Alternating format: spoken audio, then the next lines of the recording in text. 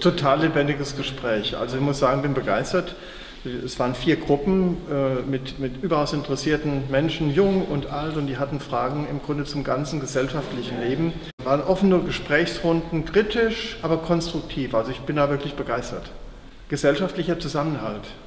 Also das war für mich heute das Herausragende, dass man mit dem anderen mit Respekt umgeht, dass man miteinander spricht, dass man miteinander kommuniziert, sich die Anliegen des anderen mal anhört. Ich nehme mit, dass ich eine engagierte Bürgerschaft habe, die sich gerade im Ehrenamt nicht nur in der einzelnen Funktion, sondern natürlich für ihre Stadt engagieren. Schule ist ein großes Thema gewesen, Wohnen ist ein großes Thema gewesen, aber auch das gesellschaftliche Miteinander. Also zum Thema, wie werden Ehrenamtliche mit Hauptamtlichen, also wie kann man da die Zusammenarbeit verbessern oder wie kann man die Finanzierung fürs Ehrenamt vereinfachen, das ist ja völlig unabhängig.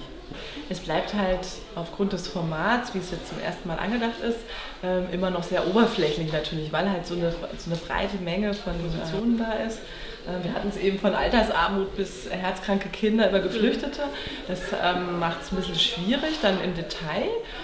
Aber wir hatten jetzt am Schluss auch noch gute Ideen, wie man das dann in der nächsten Runde dann verbessern kann. Es war sehr interessant, so viele verschiedene Positionen und Meinungen zu erleben und so viele verschiedene Realitäten.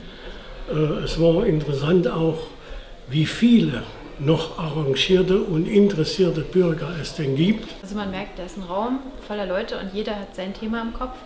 Und eigentlich bräuchte man viel mehr Zeit oder noch mehr Treffen, die danach folgen, einfach um das zu präzisieren, weil so viele Themen aufgemacht wurden in diesen 4 Stunden, die gar nicht alle angesprochen wurden. Man sollte vielleicht künftig weiterhin sowas auf alle Fälle stattfinden lassen, aber vorher ein Hauptthema bekannt geben und trotzdem offen sein für nachfolgende Themen, sodass man eine gewisse Konzentration schon hat.